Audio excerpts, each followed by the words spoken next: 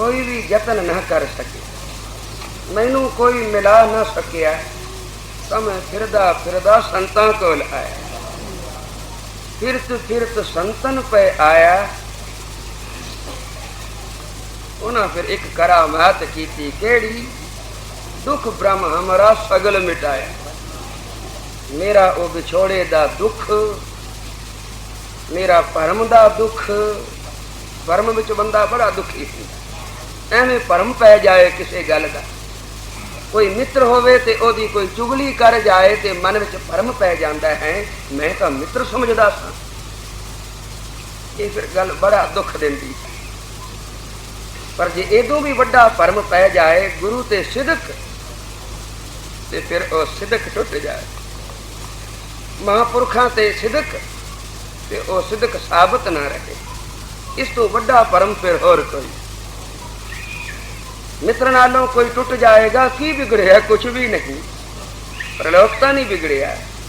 पर गुरु नालों महापुरखा नालों टुट गया, लोक प्रलोक दोवें बिगड़ गए। ये परम मेरा क्यों ना मिटाया, ये भी महापुरखा है संता। फिरत फिरत संतन पे आया, दुख ब्रह्म हमारा सगल मिटाया। विछोड़े दा दुख मेरा उन्हें मिटा दिता। मैं विछड़िया सा, मैनू मेल लिया, वही मेल सकते हैं। कबीर जी आखदे ओ संतां दा प्रीतम है वाहिगुरु, उन्हां दा बड़ा प्यारा है, उन्हां दी गल ओ कदे टालदा ही नहीं।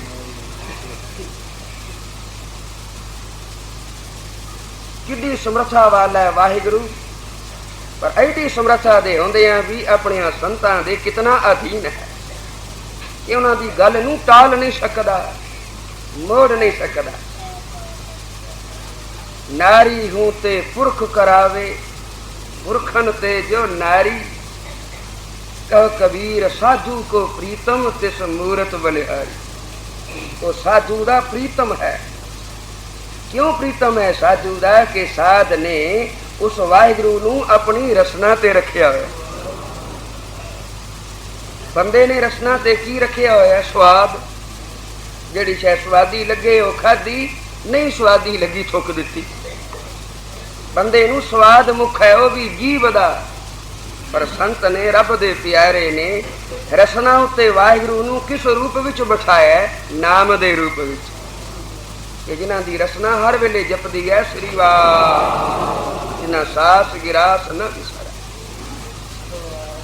जिवें कबीर ने आख्या है, कबीर मेरी सिमरनी रसना उपर राम। मेरी जिहड़ी जेब है ना, हुण ये मेरी माला बन गई है। माला हाथ विच आवे तो फिर किवें जपिया जांदा? किसे दे हथ माला पड़ा दिओ, जिन्ना चिर माला दे बन के उंगलियां फेरनगियां, जबान नाल जरूर बोले। ये संबंध है। पर कबीर कहता है मेरी तां जबान ही माला बन गई है। कबीर मेरी सिमरनी रसना उपर राम।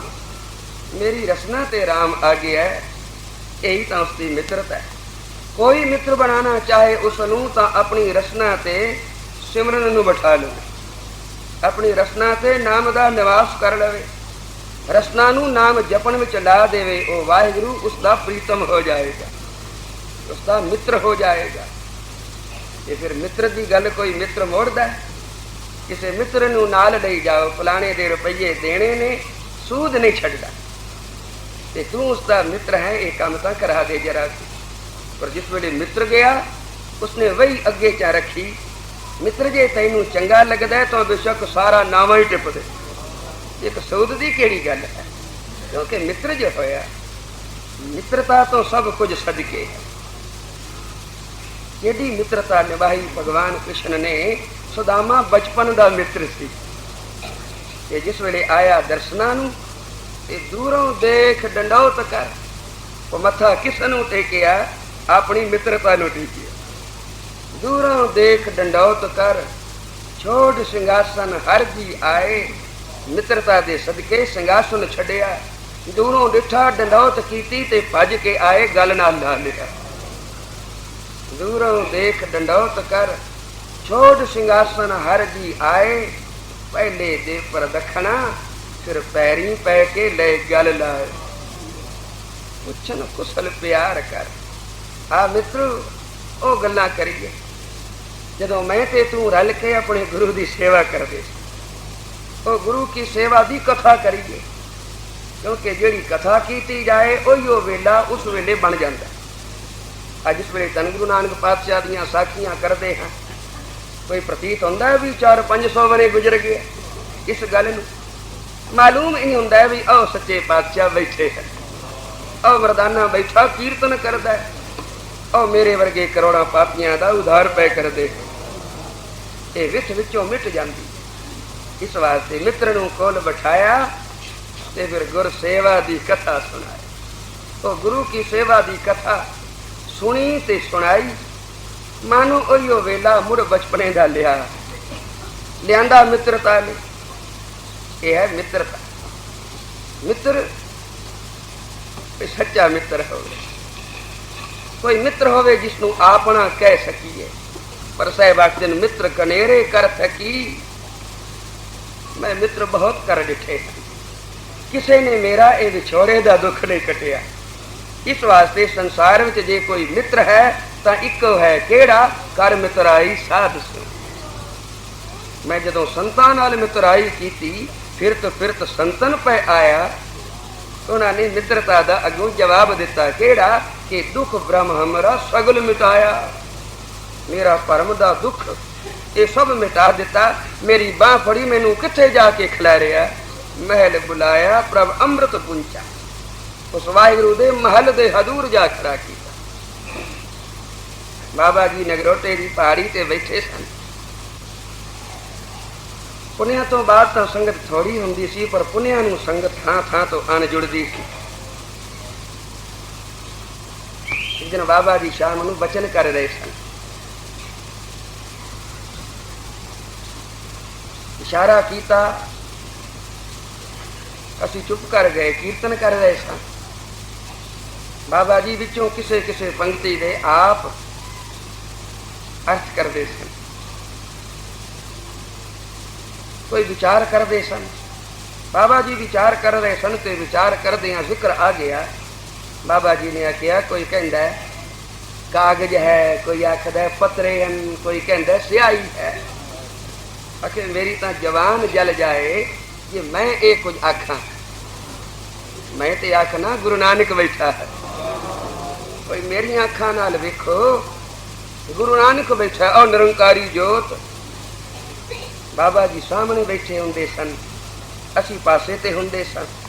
जिस वेले बाबा जी ने आखिया मैं कहना गुरु नानक बैठा, मैं जरा अगेरे होके अंदर वाल नूं झांकी पाई वेखण वास्ते भी बाबा जी कहते ना गुरु नानक बैठा है, मैं भी वेख लवां। पर मेरी झांकी पै न सकी क्योंकि पासे ते सा। बाबा जी कहने लगे, क्यों रागा सिंह तू वेखना है, तू मुड़ मुड़ झातियां पाने, तू वेखना है। मैं तो डर गया, खबर नहीं मैं बेअदबी कर बैठा। पर बाबा जी मेरा दे घर में आए हुए सन। कहने लगे जे वेखना ही तो उथों की पिया वेखना है, इत्थे मेरे को आ जा। खबर नहीं किस ताकत ने उठाया, नहीं तो बाबा जी के सामने कोई जुरत होंदी सी किते।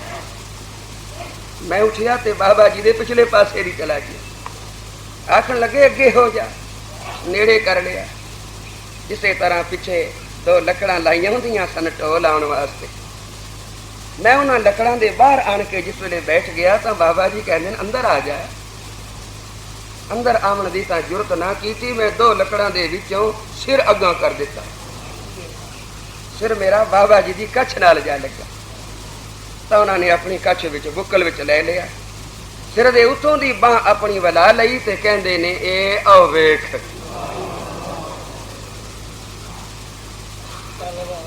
वाहिगुरू जाने उस वेले की होया।